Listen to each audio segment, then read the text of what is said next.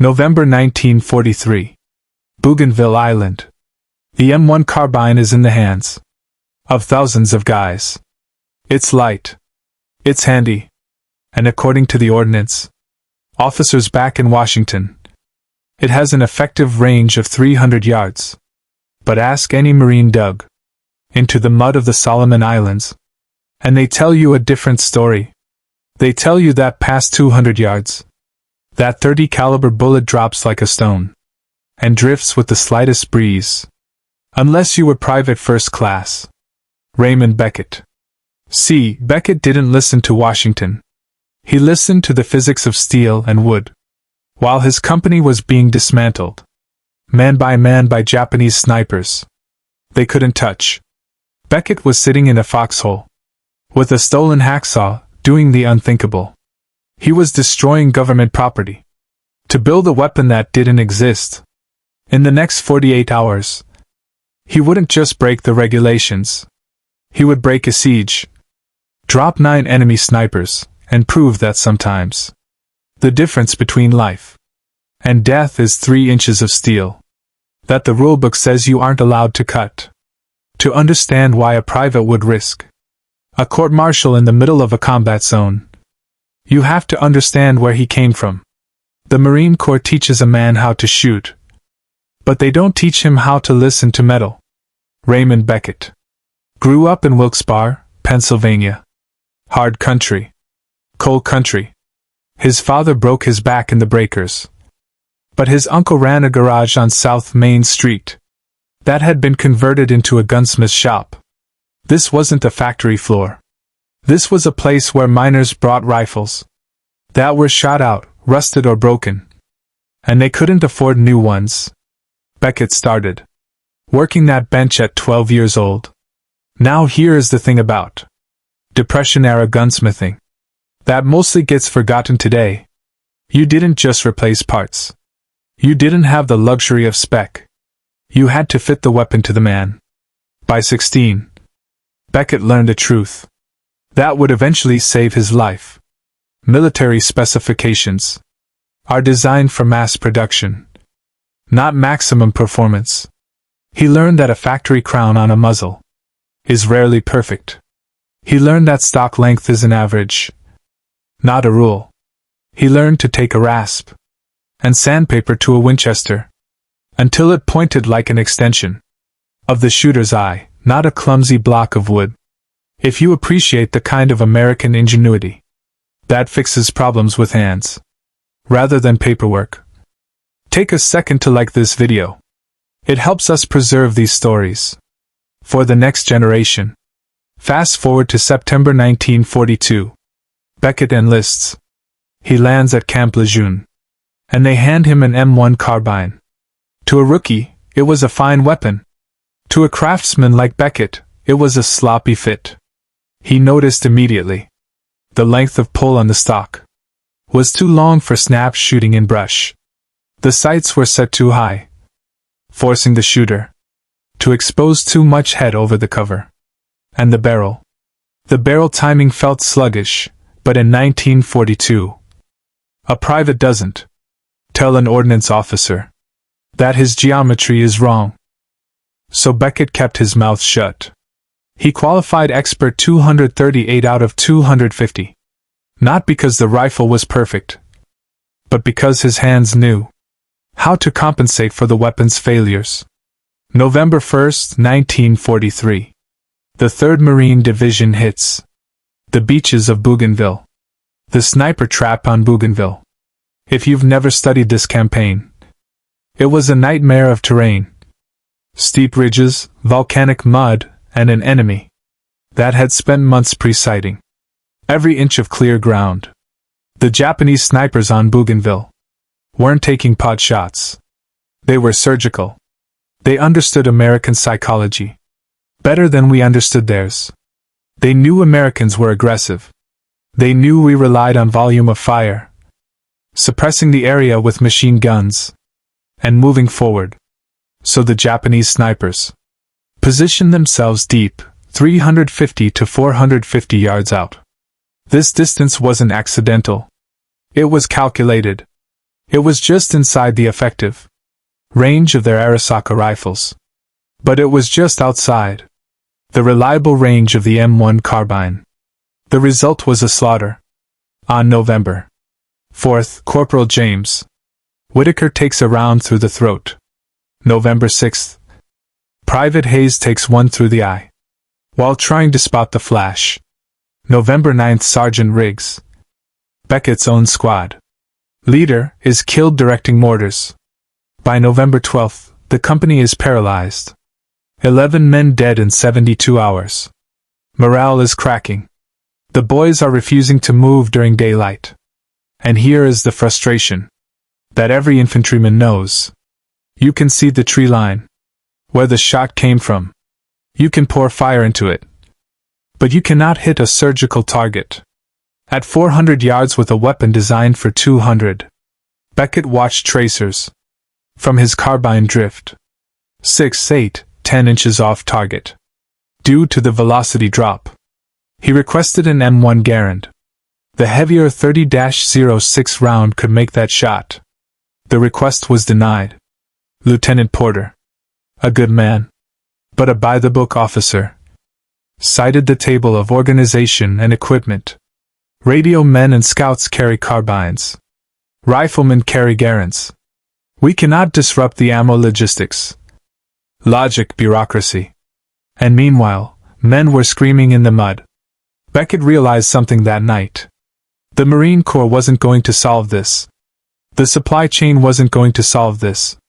If he wanted to stop the bleeding, he had to stop being a soldier and start being a gunsmith again. The unauthorized modification. November 12th, 2300 hours. The moon is high. Beckett waits until the company armorer, Sergeant Polanski, goes on watch. He creeps to the supply tent and borrows a canvas tool bag, a hacksaw, a triangular file, and some gun oil.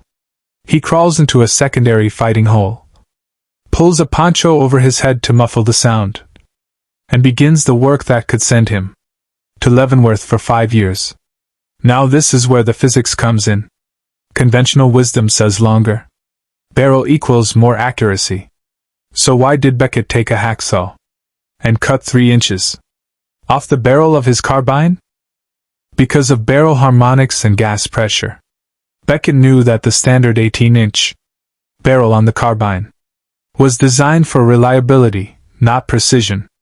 By shortening it to 15 inches, he was actually stiffening the barrel slightly, reducing the whip. When the bullet left the muzzle, it would cost him a tiny fraction of velocity. But the gain in handling and stiffness would make the weapon point faster. He sawed through the steel. 18 minutes of grinding noise. That sounded like a siren in his ears.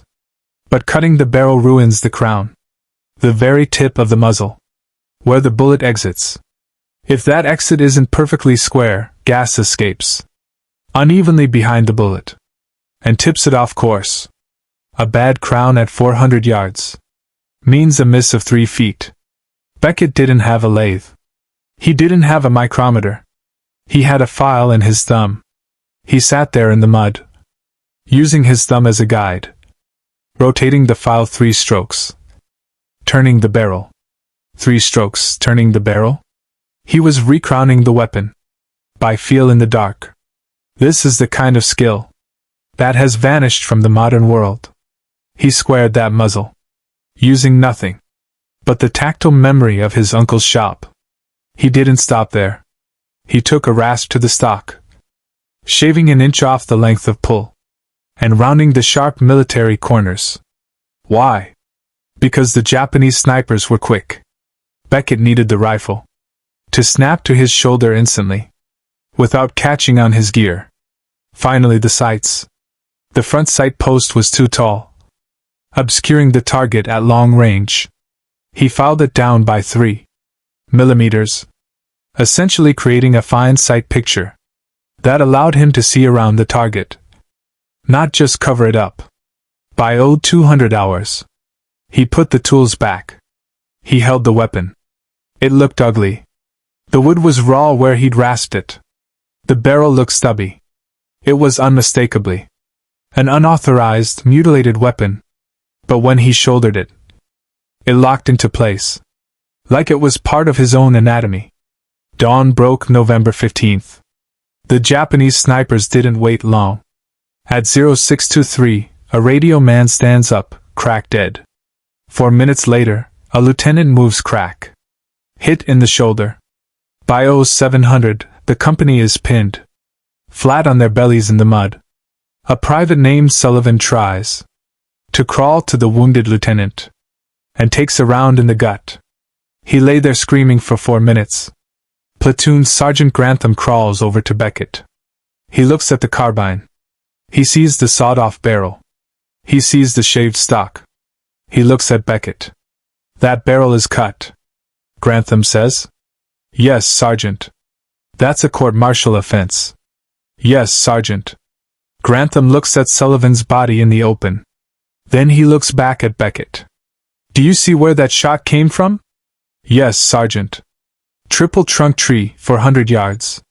Can you hit him with a regulation carbine? No. With this. Maybe. Grantham makes the call. That defines good leadership. Breaking the siege. He ignores the regulation to save the men. Make it count, he says. Or I'll put you in the brig myself. Beckett moves to the lip of the foxhole. This is where the training ends. And the instinct begins.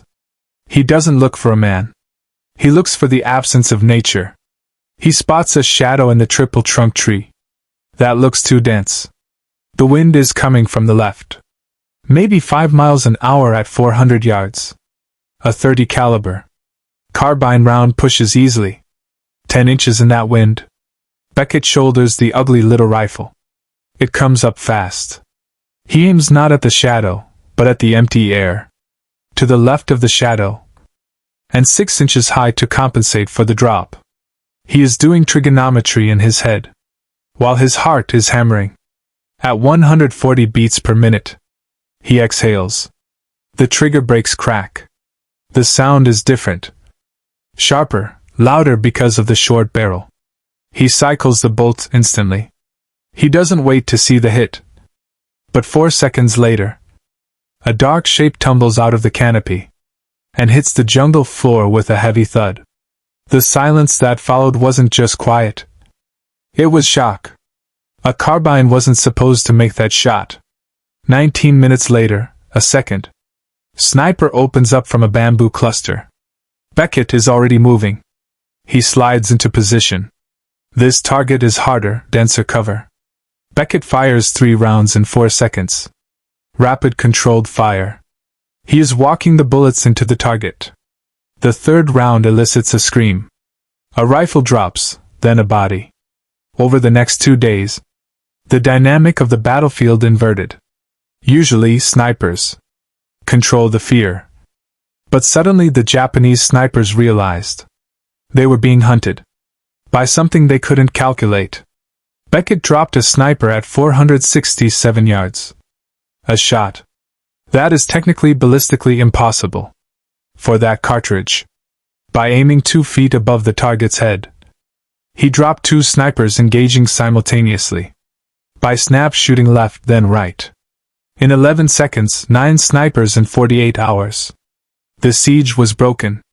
The company stood up and walked. It takes a special kind of courage to trust your own hands over the rulebook. If you know someone who fixes things their own way, share this video with them. You'd think they'd pin a medal on him. Right there. The military cover-up. But the military is a machine, and machines hate irregularities. November 18th. Captain Hendricks, the company commander, calls Beckett. In the modified carbine. Is sitting on the captain's desk. It looks like a piece of junk compared to the factory. Fresh Garens in the rack. You did this? Hendricks asks. Yes, sir. You know. This is destruction of government property. Yes, sir. Hendricks picks up the weapon. He feels the balance. He sees the filed sights. He knows that his casualty reports have dropped from 4% a day to near 0. since Beckett started shooting this thing. This is the moment where bureaucracy usually crushes innovation. But Captain Hendricks was smart. He looked at Beckett and said, "I have a problem. If I court-martial you, I lose my best shooter. If I commend you, every private in the Pacific starts taking a hacksaw to their rifle." So he made it disappear. He told Beckett, "This is a field expedient modification. It never happened. You will not speak of it. You will train 2 other men on tactics. But you will not let them touch this rifle. No medal, no promotion. Just a quiet order to keep killing the enemy. And keep his mouth shut." Beckett survived the war. He took shrapnel in 44, got evacuated. And the rifle, the one that saved the company, was tossed into a supply pile and likely melted down for scrap. It disappeared from history. When Beckett went home to Pennsylvania, he went back to the gunsmith's shop. He raised 3 kids. He fixed hunting rifles for the state police. In 1953, a Marine historian wrote to him, asking about rumors of modified carbines on Bougainville. Beckett wrote back, "I don't recall." In 1967, a journalist tracked him down. Beckett refused the interview. In 1981, the official history was published, mentioning unauthorized but effective field modifications. Beckett bought the book, put it on a shelf, and never opened it. Why the silence? Why not claim the glory? Because Raymond Beckett was a craftsman. He didn't modify that rifle to be a hero. He didn't do it to get a medal. He did it because he looked at a tool, saw that it wasn't doing the job, and fixed it. So his friends would stop dying. He knew the uncomfortable truth. The military benefited from his innovation, while keeping the rules in place to punish it. He saved the lives, took the silence as his payment, and went back to work. Beckett died in 1994. His obituary listed his kids, his wife, and his job. It didn't say a word about the 9 snipers. It didn't mention the siege. But somewhere in the archives of the Marine Corps, buried in a misfiled logistics report from 1944, there is a single paragraph, acknowledging that for 48 hours, 1 man with a hacksaw was more effective than an entire battalion of regulation equipment. Sometimes the distance between regulation and victory is measured in 3 inches of steel, and the willingness to risk everything to make the cut. If this story resonated with you, consider subscribing. We dig into the archives to find the history they didn't teach you in school. English.